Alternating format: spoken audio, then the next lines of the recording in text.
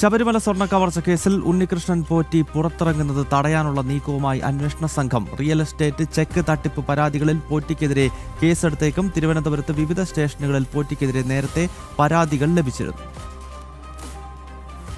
ശബരിമല സ്വർണ്ണ കവർച്ചയിൽ അന്വേഷണം മുഖ്യപ്രതി ഉണ്ണികൃഷ്ണൻ പോറ്റിയിൽ മാത്രം ഒതുക്കാനുള്ള നീക്കത്തിന്റെ ഭാഗമായാണ് കൂടുതൽ കേസുകളിലേക്ക് പോലീസ് കടക്കുന്നതെന്നാണ് വിലയിരുത്തൽ. ദ്വാരപാലക കേസിൽ ഉണ്ണികൃഷ്ണൻ പോറ്റിക്ക് ജാമ്യം ലഭിച്ച പശ്ചാത്തലത്തിലാണ് SITയുടെ നീക്കം. അതേസമയം കട്ടിളപ്പാളി കേസിൽ പോറ്റി അറസ്റ്റിലായിട്ട് ഫെബ്രുവരി 2-ന് 90 ദിവസം കഴിയും. കേസിൽ മുരാരി ബാബു ഉൾപ്പെടെയുള്ളവർ ജാമ്യം കിട്ടി പുറത്തിറങ്ങിയിരുന്നു. കുറ്റപത്രം നൽകുന്നത് വൈകുന്നതാണ് സ്വാഭാവിക ജാമ്യം ലഭിക്കാൻ കാരണം. പ്രതികൾ പുറത്തിറങ്ങുന്നത് തെളിവുകൾ നശിപ്പിക്കാനും ഇടയാക്കും. ജീവനക്കാർക്കെതിരെ കുറ്റപത്രം നൽകാൻ പ്രോസിക്യൂഷൻ അനുമതി വേണം. അനുമതി നൽകേണ്ടത് സർക്കാരും ബോർഡുമാണ്. അന്വേഷണം പൂർത്തിയായാൽ മാത്രമേ അനുമതി തേടാൻ കഴിയൂ. FSL റിപ്പോർട്ട് കിട്ടാനും പ്രോസിക്യൂഷൻ അനുമതി കിട്ടാനും ദിവസങ്ങൾ വേണ്ടിവരും. പോറ്റിക്കെതിരെ കൂടുതൽ കേസുകൾ ചുമത്തി ജാമ്യം തടയാനുള്ള നീക്കമാണ് അന്വേഷണ സംഘം നടത്തുന്നത്. അതേസമയം പോറ്റിയിൽ മാത്രം അന്വേഷണം കേന്ദ്രീകരിച്ച് മറ്റു പ്രതികളെയും ആരോപണ വിധേയരെയും സംരക്ഷിക്കാനുള്ള നീക്കവും ഇതിനു പിന്നിലുണ്ടെന്നാണ് വിലയിരുത്തൽ. ജനം, തിരുവനന്തപുരം.